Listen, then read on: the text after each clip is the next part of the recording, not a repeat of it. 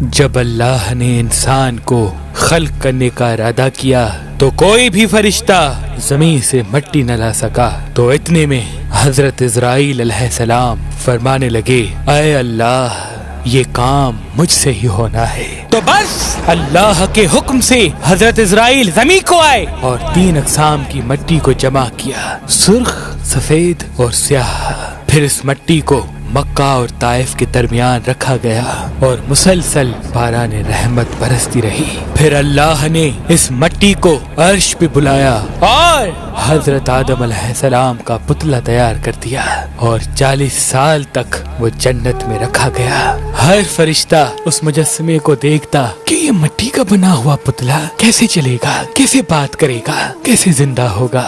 40 سال تک اللہ نے اس نشانی کو قائم رکھا اور پھر ایک دن جنت کے تمام فرشتوں کو حکم دیا کہ آج میں اپنی اس میں روح ڈالوں گا، اور جب ایسا ہو تو تمام فرشتے اس آدم کو سجدہ کر دینا۔ سب فرشتے حیرت سے پتلے کو دیکھ ہی رہے تھے، اتنے میں اللہ نے اس مٹی کے مجسمے میں اپنی روح ڈالی تو آدم علیہ السلام نے چھینک لی اور تمام فرشتے سجدے میں گر کے اللہ کی تعریف کرنے لگے سوائے ابلیس کے، اور وہ تکبر اور حسد کر بیٹھا۔ اللہ نے اسے اپنی دربار سے نکال دیا۔ پھر اللہ نے حضرت آدم سے بی بی حوا کو پیدا کیا اور ان کی جنت میں کی گئی غلطی کے سبب ان کو زمین پہ بھیج دیا، اور یہ حکم نافذ کیا کہ اب جنت میں وہی آئے گا جو یہ ثابت کرے کہ وہ ہمارا فرما بردار ہے۔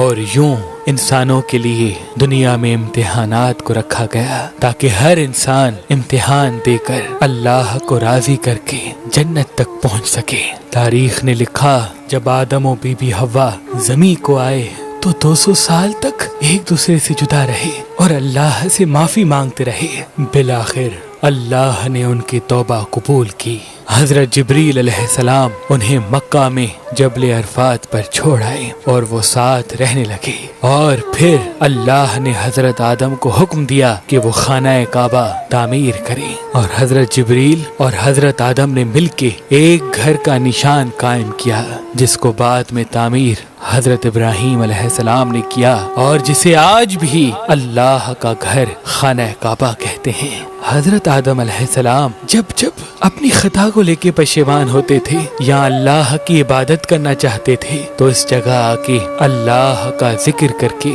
اللہ کو راضی کیا کرتے تھے۔ حضرت آدم علیہ السلام نے 960 برس کی زندگی پائی، جبکہ آدم علیہ السلام کی زندگی 1000 سال کی تھی، کیونکہ جب آدم علیہ السلام جنت میں تھے تو اللہ نے حضرت آدم علیہ السلام کو ان کی تمام اولاد جن جن کو نبوت ملنی تھی ان کی شخصیت اور ان کی عمر آدم علیہ السلام کے نزدیک واضح کر دی۔ آپ نے جب حضرت داؤد علیہ السلام کی عمر کو 60 سال تک دیکھا تو اللہ سے کہنے لگے، اے اللہ میری عمر کے 40 سال میرے پوتے داؤد کو دے دے۔ تو یوں آپ کی دعا قبول ہو گئی۔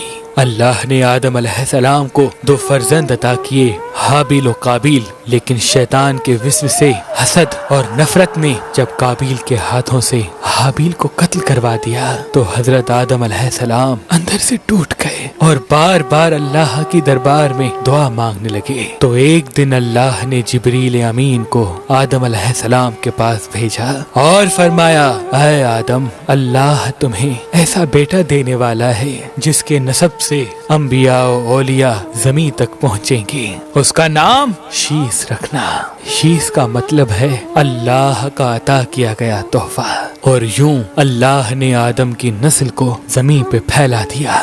جب آدم علیہ السلام کا آخری وقت آیا آپ نے اپنے بیٹوں سے کہا کہ میرا جنت کے پھل کھانے کا جی کر رہا ہے۔ آپ کے بیٹے زمین پہ جنت کے پھل ڈھونڈتے رہے کہ اچانک سے ان کو فرشتے ملے اور کہنے لگے، اے بنی آدم کہاں جا رہے ہو؟ انہوں نے کہا، ہم اپنے بابا آدم کے لیے جنت کے پھل ڈھونڈ رہے ہیں۔ ان فرشتوں نے کہا، جاؤ तुम्हारे बाबा चंद दिनों के मेहमान हैं। आपके तमाम फर्जंद दौड़ते दौड़ते आप तक आ पहुँचे तो आदम अलैहिस्सलाम बिस्तर बीमारी पर अल्लाह का जिक्र कर रहे हैं। बस इतने में मौत का फरिश्ता आ पहुंचा। जैसे भी हवा ने मौत के फरिश्ते को देखा, हजरत आदम से लिपट गई कि मैं अपने शोहर को अपने से जुदा नहीं करूंगी। अल्लाह के नबी आदम अलैहिस्सलाम ने फरमाया, ऐ हवा मुझसे दूर हट जा, एक मर्तबा पहले भी तेरी वजह से जन्नत से निकाला गया हूँ। आज अल्लाह और उसके फरिश्ते के दरमियान तू हाइल न बन। फिर आप उन फरिश्तों से मुखातिब होके कहने लगे,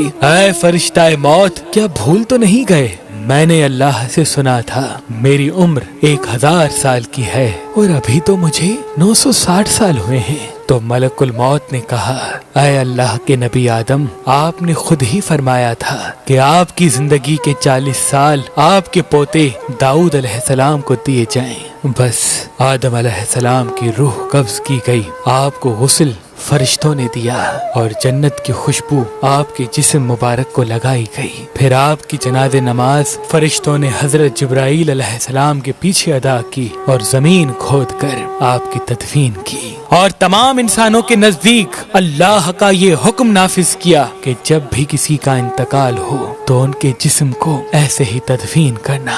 आज भी उन फरिश्तों की सुन्नत पे अहले ईमान अमल करके अपने बुजुर्गों की तदफीन करते हैं।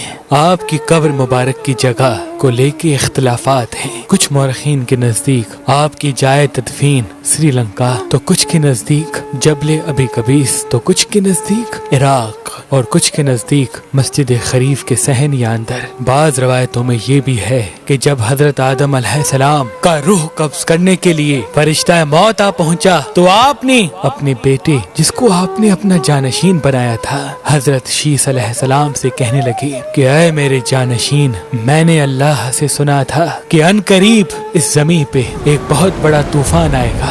अगर तुम उस वक्त तक मौजूद रहो तो मेरे जिस्म को उस कश्ती नूह में सवार करना जो निजात का वसीला है, और अगर तुम उस वक्त तक ना पहुंचो तो अपनी औलाद से वसीयत करना कि मेरे जिस्म को कश्ती नूह में सवार करे। तारीख ने लिखा, जब तूफान नूह आया तो हजरत नूह अलैहिस्सलाम ने अपनी कश्ती में हजरत आदम और बीबी हवा के जिस्म मुबारक को अपनी कश्ती में सवार किया और बैतुल मुकद्दस या इराक में उस जगह तदफीन किया जहां उन्होंने अपनी ही कब्र बनाई और बीच में एक कब्र खोद के अपनी तहरीर छोड़ दी। और जब इमाम अली अलैहिस्सलाम ने शहादत पाई तो उन्होंने वसीयत की, मेरे जनाजे को ऊंट पे रख के हसन और हुसैन पीछे चलते रहना, जहां ऊंट रुकेगा वहां एक चमकीला पत्थर होगा, उसको हटाना तो मेरी कब्र बनी होगी। जब इमाम हसन और हुसैन उस जगह पहुँचे जहाँ ऊंट रुका, उस चमकीले पत्थर को हटाया तो एक तरफ हजरत आदम अलैहिस्सलाम की कब्र बनी थी, दूसरे तरफ हजरत नूह अलैहिस्सलाम की कब्र बनी थी और बीच में एक कब्र खुदी हुई थी और उसमें तहरीर था कि ये कब्र नूह अलैहिस्सलाम ने अपने हाथों से वक्त के इमाम और रसूल अल्लाह के वसी अली इब्ने अबी तालिब अलैहिस्सलाम के लिए बनाई है। आज भी इन मुकद्दस मज़ारात की ज़ियारत के लिए लाखों लोग इराक आते हैं और ज़ियारत करके अपना ईमान ताज़ा करते हैं, अपना ईमान ताज़ा करते हैं, ज़ियारत करके अपना ईमान ताज़ा करते हैं।